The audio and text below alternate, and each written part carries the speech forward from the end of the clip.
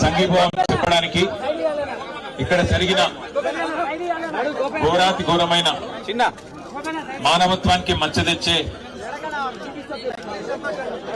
ఈ కార్యక్రమం, ముఖ్యంగా ఈ హత్య ఏదైతే జరిగిందో ఆ సోదరుడు గణేష్, అట్లాగే మౌనిక, చంద్రకళ గారి కుటుంబానికి అండగా నిలబడడానికి విచ్చేసిన గౌరవ పెద్దలందరికీ, రాజకీయాలకు అతీతంగా పేరు పేరున విచ్చేసిన ప్రతి ఒక్కరికి నమస్కారం.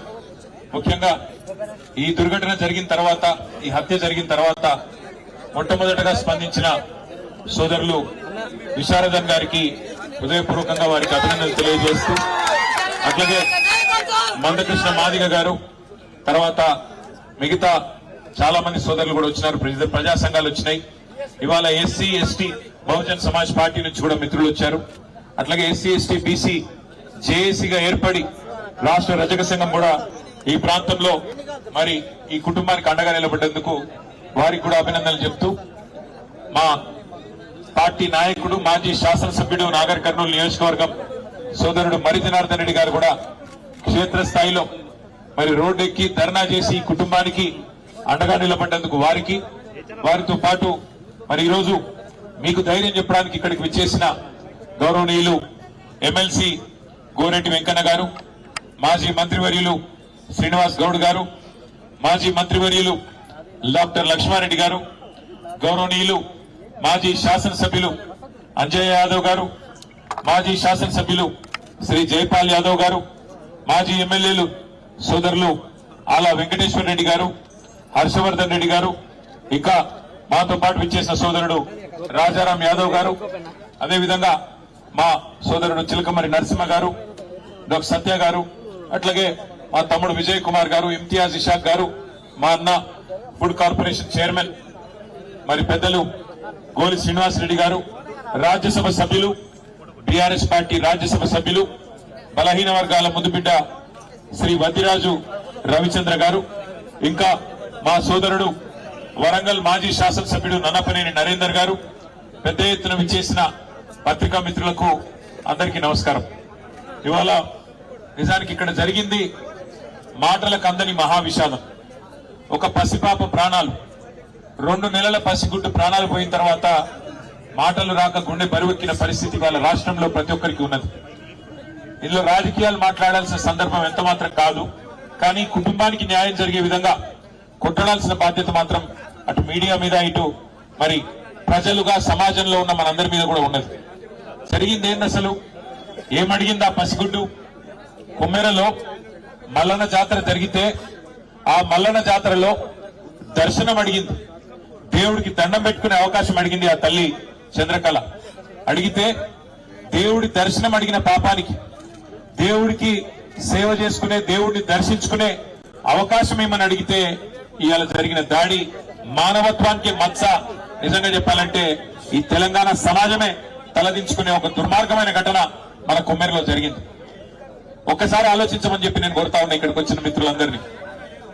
మనం నిజంగా ఏ టైంలో ఉన్నాము, ఏ శతాబ్దంలో ఉన్నాము, జరుగుతున్న ఈ పరిస్థితి ఏంది ఒకసారి ఆలోచన చేయాలి. ఇంకా ఈ టైంలో 21వ శతాబ్దంలో కులాలు మతాల పేరిట చిన్నగా చూడడం, అవమానించడం, ఇవాళ ఇంకా కూడా అధికారాన్ని అండగా పెట్టుకుని హత్య రాజకీయాల్ని, హత్య చేసిన హంతకులని కాపాడే ప్రయత్నం జరగడం నిజంగా సిగ్గుచేటు. ఇందులో నేను ఈ ఒక్కరినో ఆ ఒక్కరినో నిందిస్తలేను.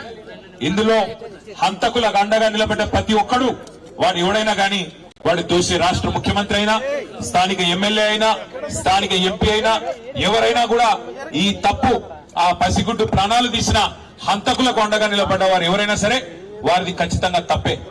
ఏమడిగిందా పసిగుడ్డు? మీరు ఎక్కి కులుకుతున్న గద్దెని అడిగిందా? మీరు పోగు చేసుకుంటున్న మూటల ముళ్ళు అడిగిందా? అడిగింది మల్లన్న దర్శనం. దర్శనానికి పోతా అంటే ఇవాళ కులం పేరుతో దూషించడమే కాకుండా గణేష్ మీద దాదాపు 20-25 మంది దాడి చేసి తన్నినంత చోట తన్నకుండా తన్ని చివరికి ఆ తమ్ముడిని ఇబ్బంది పెడితే, అన్నా ఈ పసిగుడ్డు ముఖం చూసన్నా ఇడిచిపెట్టానన్నా, మావాడు ఒక్కడున్నాడు, మీరు 20 మంది తంతున్నారని చెప్పి ఆ అమ్మాయి మౌనిక వచ్చి ఆ పసిగుడ్డునన్నా ముంగట పెడితే దయగలుగుతుందేమో, మానవత్వం అనేది ఉంటే మనిషిలో ఆ పసిపిల్ల ముఖం చూసిన ఊకుంటారేమో అని చెప్పి ఈ అమ్మాయి మౌనిక వచ్చి వాళ్ళని ప్రాధేయపడ్డది, బతిమలాడింది. అన్నా వదిలిపెట్టండి అన్నా, చచ్చిపోతాడన్నా, కొట్టకండి అన్నా, పసిగుడ్డు ముఖం చూసి తండ్రిని వదిలిపెట్టండి అన్నా అని అడిగితే దుర్మార్గుడు, మానవ మృగం లాంటి మనిషి వాడెవడో చెత్తనా కొడుకు, వాడు కాలితో తంతే ఆ పాపని, ఇవాళ పాప చనిపోయింది. ఇట్లాంటి మానవ మృగాల్ని మరి శిక్షించాల్సిన పోలీసులు ఏం చేస్తున్నారని నేను అడుగుతా ఉన్నా. మరి మౌనిక పోయి గణేష్ పోయి మా బిడ్డ మీద దాడి జరిగింది, మా మీద దాడి జరిగింది, దయచేసి కంప్లైంట్ తీసుకోండి అంటే లేదు లేదు మీరు సరిగ్గా రాసియలేదంటాడట. నేను అడుగుతున్నావు పోలీస్ అధికారిని, నీకు ఉద్యోగం ఇచ్చింది ఈ రాష్ట్రం, నీకు జీతం ఇచ్చేది ఈ రాష్ట్ర ప్రజలు, రేవంత్ రెడ్డి కాదు, ఆయన తొత్తులు కాదు. నువ్వు చేయాల్సింది, సేవ చేయాల్సింది బాధితులకు. ఎవరి మీద అయితే దాడి జరిగిందో వాళ్ళు వచ్చి నీకు షికాయత్ చేస్తే, కంప్లైంట్ ఇస్తే అది కరెక్ట్ గా లేదంటవా? సోమోటోగా తీసుకోవాలి. నువ్వు తప్పు జరిగితే సోమోటో తీసుకోవాలి. సోమోటో అంటే నీ ఎంచట నీవే స్వచ్ఛందంగా తీసుకోవాలి. వాళ్ళు షికాయత్ చేసే అవకాశం కూడా ఇవ్వద్దు. కానీ నువ్వేం చేసినావు? ఇవాళ బాధితులు వచ్చి నీ తరపు నీకు ఫిర్యాదు చేస్తే సిగ్గు లేకుండా అధికార పార్టీ నాయకులకు ఫోన్ చేసి అయ్యా మీ మీద కంప్లైంట్ వచ్చింది, మీరు వచ్చి కౌంటర్ కంప్లైంట్ ఇవ్వండి అని చెప్పి నువ్వే వాళ్ళను ప్రేరేపించి సిగ్గు లేకుండా చేస్తున్న, వేసుకున్న యూనిఫామ్ కి విలువ లేకుండా, చేస్తున్న ఉద్యోగానికి విలువ లేకుండా, పోలీసు అనే ఒక గౌరవం కూడా కోల్పోయే విధంగా ఇవాళ మీరు వాళ్ళని కాపాడే ప్రయత్నం చేస్తున్నారు. ఆ పాప చనిపోతే పెట్టాల్సిన కేసు ఏంటి? హత్య కేసు కాదా? ఆ 8 మంది ఎవరైతే దాడి చేసిండ్రో వాళ్ళని జైల్లో పెట్టొద్దా? సిగ్గుందా ఈ నాగర్ కర్నూలు పోలీస్ యంత్రాంగానికి నేను అడుగుతా ఉన్నా. ఇవాళ రోడ్డెక్కి ఆ తల్లి బిడ్డ చనిపోయి ఇంకా 3 రోజులు కాలే. ఆ తల్లి ఇవాళ ఆ బిడ్డకు పాలియాల్సిన టైంలో ఇక్కడ కన్నీళ్లతో రోడ్డెక్కి చౌరస్తాలో అంబేద్కర్ సాక్షిగా కూర్చుంటే ఈ స్థానిక యంత్రాంగం, జిల్లా యంత్రాంగం ఆ బిడ్డతో పాటు రాజ్యాంగాన్ని కూడా ఖననం చేసిన మాట వాస్తవం కాదా? డాక్టర్ బాబాసాహెబ్ అంబేద్కర్ విగ్రహం సాక్షిగా ఇలా తల్లి అడుగుతున్నది ఏంది? న్యాయం కాదా? ఏం అడుగుతున్నది ఆమె?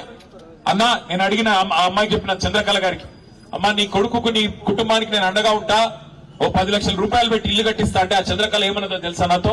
అన్న అది తర్వాత సంగతి అన్నా, మీరు ముందు వాళ్ళకి శిక్ష పడేటట్టు చేయండి, మీరు అసెంబ్లీలో మాట్లాడండి, మీరు మొత్తం రాష్ట్రం దృష్టికి తీసుకొని పోండి, మాకు సాయం చేసేది మీరు తర్వాత చేయండి పర్వాలేదు, కానీ ముందు ఆ తల్లి బిడ్డలు కోల్పోయిన తల్లి, బిడ్డని కోల్పోయిన ఆ తండ్రి, వారి ఆవేదనకు మీరు న్యాయం చేయండి అని మాత్రమే చంద్రకళ వాళ్ళ నాయనమ్మ కోరుతున్నది.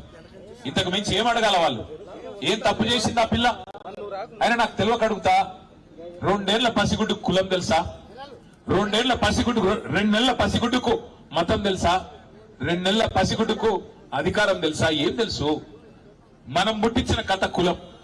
మనిషి పుట్టినాక 5 నిమిషాలకు పుట్టేది కులం, మనిషి పుట్టినాక 5 నిమిషాలకు పుట్టేది మతం.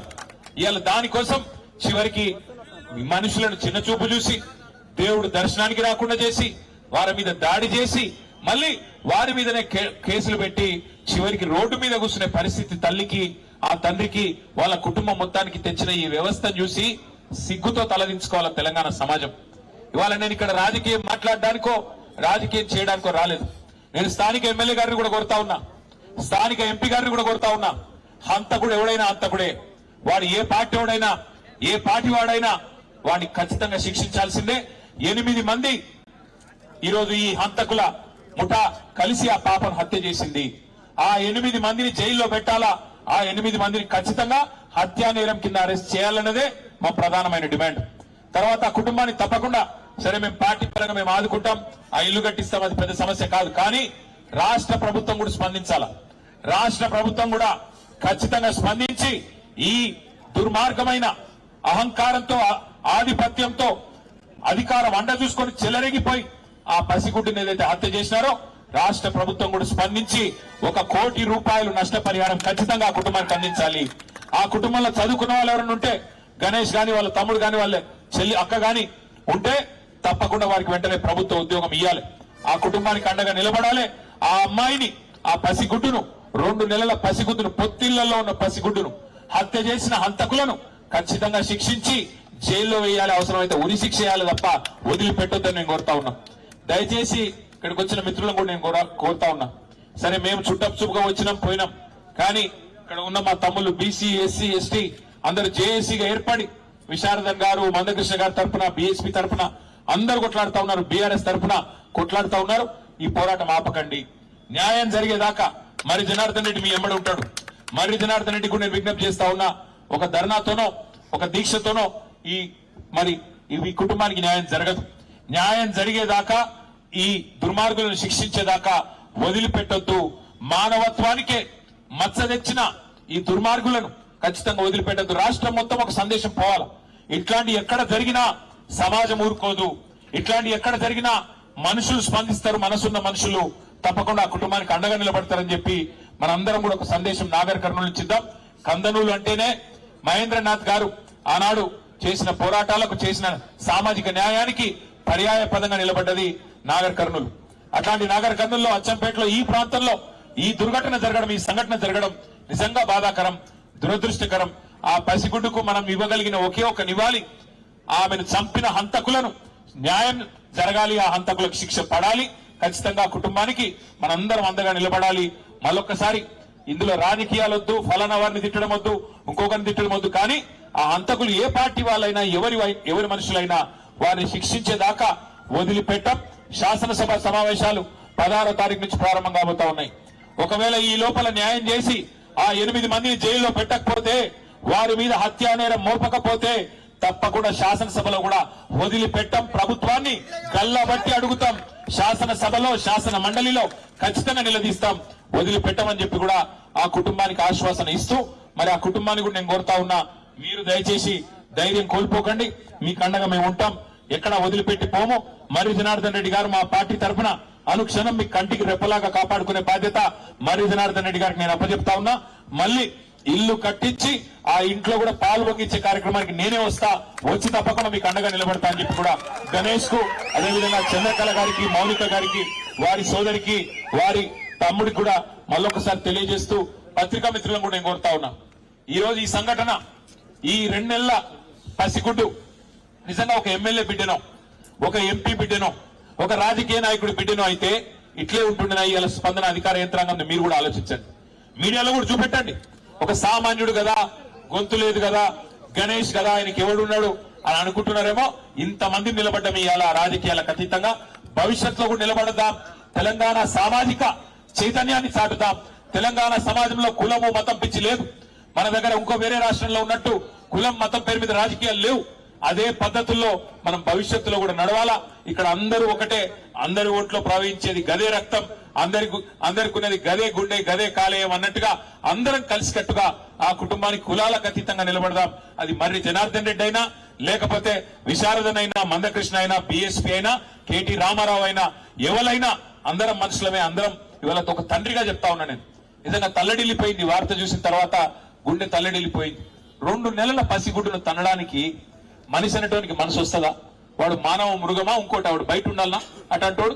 అందుకే నేను అంటున్నా, ఇక్కడ కులం లేదు, మతం లేదు, ఏది లేదు. ఆ తల్లికి, ఆ కుటుంబానికి న్యాయం జరగాలి. జరిగేదాకా మనం వదిలిపెట్టొద్దని మీడియాను కూడా ప్రత్యేకంగా కోరుతూ, ముఖ్యంగా నాగర్ కర్నూలులో ఉండే చైతన్యవంతమైన ఈ ప్రాంతం, గోరే టెంకన్న లాంటి మహా ప్రజా కవులు పుట్టిన ఈ ప్రాంతం, అట్లాంటి ఈ ప్రాంతంలో ఈ దుర్ఘటన జరగడం అందుకే చాలా చాలా బాధాకరం. న్యాయం జరిగేదాకా ఆ కుటుంబానికి అండగా నిలబడదామని మళ్ళొకసారి మీ అందరికీ విజ్ఞప్తి చేస్తూ, వాళ్ళ కదిలి వచ్చిన ప్రతి ఒక్కరికి తప్పకుండా ధన్యవాదాలు తెలియజేస్తూ, గణేష్ కు, చంద్రకళ గారికి, మౌనికకి మీకు అండగా నిలబడతాం. మీకు అండగా కేసీఆర్ గారు ఉన్నారు, మేమందరం ఉన్నాం, భయపడవద్దని చెప్పి కూడా మళ్ళొకసారి వారికి హామీ ఇస్తూ, ప్రత్యేకంగా మళ్ళొకసారి మీ అందరికి నమస్కారం. జై భీమ్, జై తెలంగాణ. వారికి తక్షణ సహాయం కింద పార్టీ తరఫున 1 లక్ష రూపాయలు సాయం చేయడానికి వచ్చినాము. ఇది మాత్రం కాదు, ఆ కుటుంబానికి అండగా నిలబడి 10 లక్షల రూపాయలతో వారికి ఇల్లు కట్టించి, వారికి తప్పకుండా గృహ ప్రవేశం కూడా నేను వస్తాను, ఏదైతే మాట ఇచ్చినో తప్పకుండా నిలుపుకుంటా అని చెప్పి కూడా తెలియజేస్తూ, అమ్మాయికి తక్షణ సాయం కింద 1 లక్ష రూపాయలు పార్టీ తరఫున అందజేస్తా ఉన్నాం. థ్యాంక్ యూ అన్న. అదేవిధంగా బీసీ ఎస్సీ ఎస్టీ జేఏసీ రాష్ట్ర అధ్యక్షులు తోట్ల రాఘవేంద్ర ముదిరాజు గారిని ఈ శిబిరానికి రావాల్సిందిగా కోరుతా ఉన్నాం సార్.